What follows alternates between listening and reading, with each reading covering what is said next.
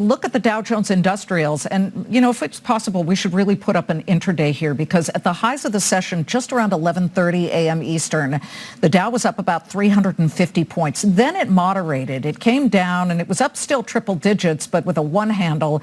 Right now, popping back up to 292 points of gains. No doubt a surge, and that surge began this morning on fresh polls out showing increased odds of a Trump election victory. The Economist's new prediction model, which combines basically state and national polls with economic indicators, perfect for our audience, shows Trump has a 3 in 4 chance of winning the Electoral College. Well, as we said, the Dow surged. We can flip it over. You could see at the moment the S&P is also heading back up to session highs. S&P is tracking to close in record territory as odds of a Trump election win soar.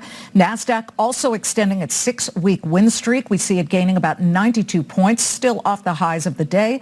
Records don't stop there. Big tech and financials telling a very bullish tale. Apple hitting a record after Morgan Stanley raised its price target and named it as a top pick. Apple also reported record sales in India. They grew 33%. And Goldman Sachs, let's look at financials, because they could play very interestingly into a Trump presidency once again. Less regulation. He hates regulation. We've got Goldman Sachs hitting another record. It's up $12 to $491 and change. Let's bring in our floor show voices here. Options trader Alan Nuckman, live from the CBOE, and Raymond James, Washington policy analyst Ed Mills. Alan, I'm going to begin with you. What's the options activity you see right now? Well, first off, Liz, hello. I'm at home in Michigan. So we're in the Iron Belt. This is where we mine the iron that we turn into steel that makes America, that makes cars. So what's going to happen here is the resource market is really going to benefit from this action, I think. And I think that's where the risk reward is right now. But if you look at some of the options markets, Schlumberger and Halliburton in the last couple of weeks have had some money flow into those options, which tells me something.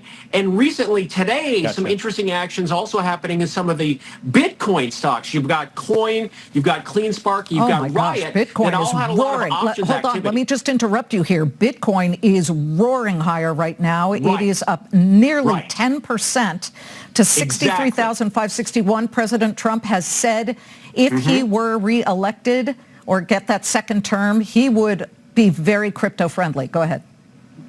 Yeah, so that's the thought there. But I think where the risk reward is, we're in an everything bull market. The one piece that hasn't played ball has been the oil, the energy sector. The PE on that sector is like 8, so it's a very good value. So all these energy stocks and all of these resource companies will become unleashed, and so their profitability obviously will increase. And I think that's where the opportunity is.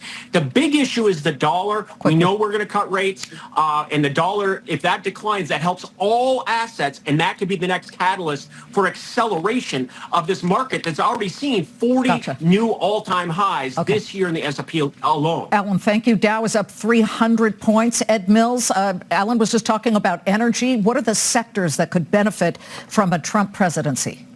Well, financials, healthcare, energy, the top regulated things in this economy.